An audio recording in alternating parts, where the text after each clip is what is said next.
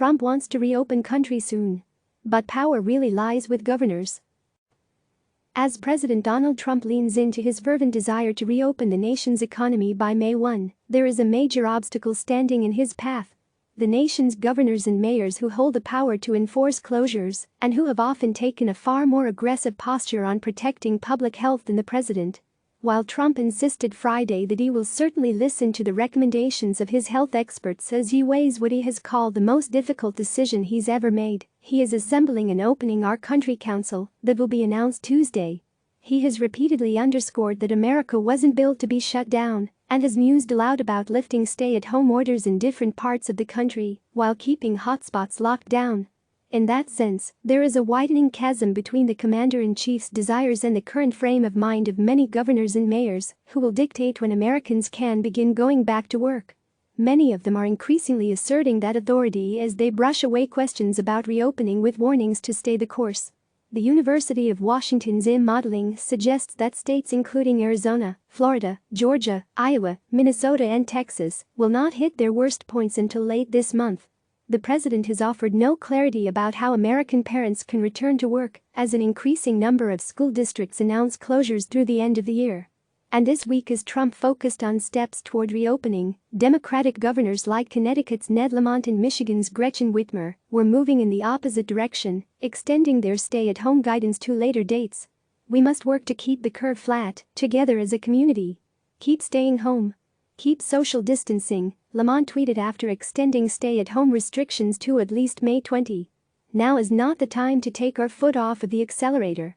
Whitmer, who oversees a state that has the third highest number of COVID-19 cases in the country as of Saturday night, said the state is faced with dangerously low levels of the medications required to safely place patients on ventilators, one of the many reasons she extended the stay-at-home order through April 30. Far from relaxing guidelines, she announced new restrictions prohibiting most Michiganders from even going to another residence unless they were caring for a relative or dropping off a child. Now is not the time to pull back at all, Whitmer said as she announced her orders this week. We are in control of our fate here, and it depends on every one of us doing our part. When we all take this seriously, we will save lives here in Michigan. Democratic New York Mayor Bill de Blasio, who has been sparring with fellow Democrat and New York Governor Andrew Cuomo over who has the authority to close schools, announced Saturday that he would shutter schools for the rest of the year, asking New Yorkers to think about September as a new era. Cuomo said it would be within his legal authority to decide whether to close schools and that the decision would be made by the entire metropolitan region. There's been no decision on schools.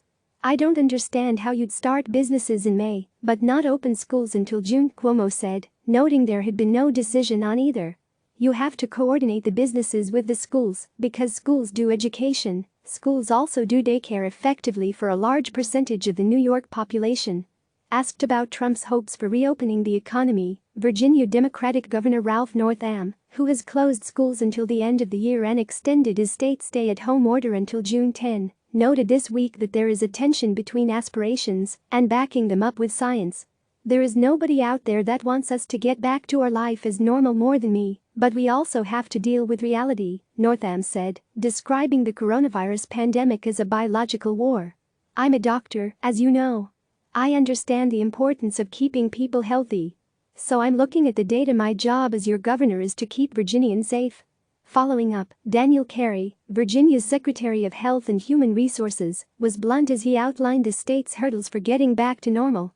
From the long delays in test results, to the national shortage in testing, to the shortage in supplies to conduct the tests, to the fact that the state has primarily been testing in nursing homes and hospitals, rather than the community at large. Republican governors have sounded similar warnings. Asked about the social distancing guidelines, Ohio Governor Mike DeWine, who has been among the most proactive governors in the country, said, "We've got to keep doing it." Unlike Trump, who has said mass testing may not be necessary, DeWine said, "Robust testing would be absolutely necessary to get people back to work. We're doing well, but we can't let this monster up," DeWine said on CNN's Newsroom on Friday. His stay-at-home order extends to May 1, and when asked who would make the call on up-zeroing the economy, DeWine said, Historically, health issues like this are handled by governors, they are handled by mayors, and I think that's generally what people expect."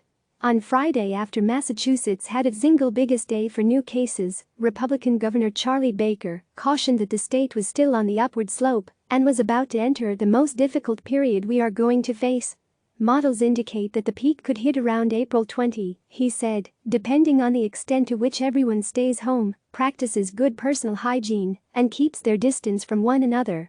If we do not see a flattening in the daily cases and new hospitalizations, we may need to make some adjustments in our planning, and we will, said Baker, who has extended his stay-at-home guidance through May 4.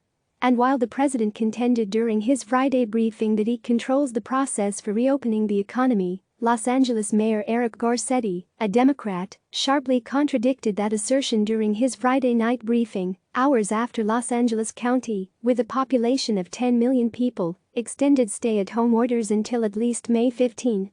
We will be in charge of those decisions, said Garcetti, stating that the call would be made as a region in consultation with other cities, counties and the governor. He added that the decision would hinge on figuring out the percentage of people who have been sick and/or been carriers of COVID-19 based on antibody and other tests. The law mayor, who has been talking daily with other mayors across America, added that before cities can resume business as usual, they need the feds to act faster and give deeper aid, arguing it has not been enough, and it has not come quickly enough. The pain is particularly acute in Los Angeles, where nearly half of Angelenos said they have either been laid off or had their hours reduced, according to a survey released Saturday by Loyola Marymount University's Center for the Study of Los Angeles. If you want to get the economy open, Mr. President, Congress, any mayor, do the work of getting the public health professionals who can track and trace, get us the tests, so we can have the blood tests to know who's immune and who's not. And so the people who are not can properly distance and potentially work in environments with new rules. Garcetti also dismissed the idea of opening up the country in a piecemeal fashion, with different sets of rules for different areas, stating that it would be dangerous to have different standards in different parts of the country. This is something that will require national leadership, it is not something we can wall off, keep away, enforce at gunpoint. Those things would be ridiculous, Garcetti said, noting there was no way to put enough professionals on the border to keep non-essential people from driving across state lines. We are not going to be able to build a wall around Los Angeles or California. A perception gap for many weeks now, the president has appeared to live in a different reality about the nation's coronavirus prognosis than what the governors and mayors on the front lines are experiencing, a perception gap that suggests looming confrontations with local officials who do not share the president's eagerness to reopen the country for business by May. That perception gap has persisted since the height of delusion when Trump made his now abandoned pronouncement that he hoped to see the pews full on Easter Sunday, which was later described as aspirational, to his continued insistence the nation's patchwork coronavirus testing system, with its substantial rate of false negatives, is the best in the world. Trump's alternate reality was evident in a confrontation with CNN's Jim Acosta during a briefing Friday, when the president seemed incensed at the notion that nurses, doctors and hospitals are still saying they need ventilators and protective equipment.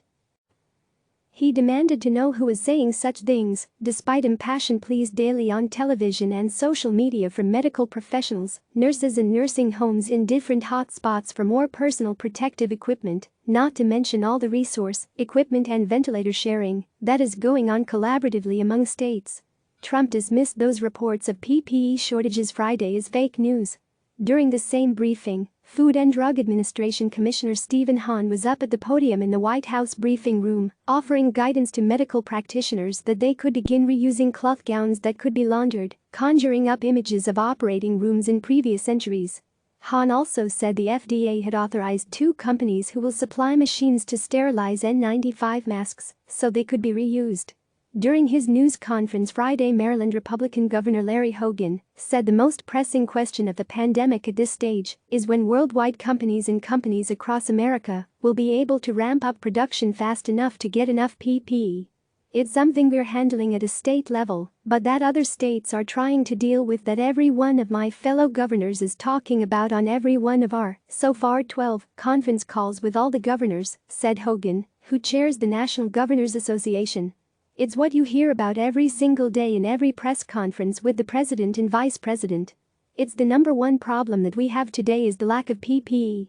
In that regard, the state's governors have served as real-time fact-checkers of the president's optimistic announcements.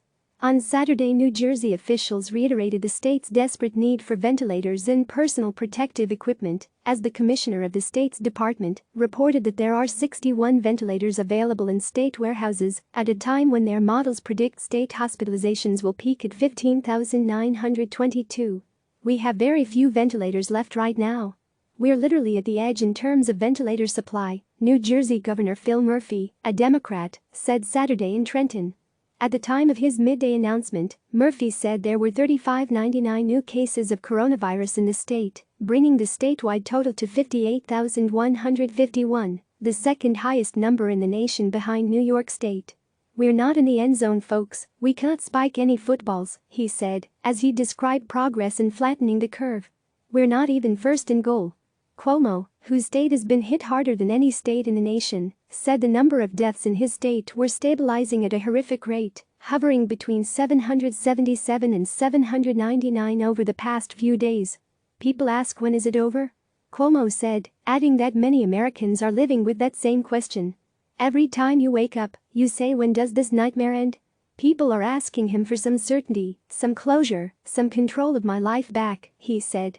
Confronting the question about the president's desire to reopen the economy, Cuomo took pains to note they have been working hand in glove, complimenting Trump for being responsive to New York's needs. "He's done it quickly and he's done it efficiently." When outlining what the federal government could do to help New York, he noted that a true reopening of the economy doesn't happen without a state.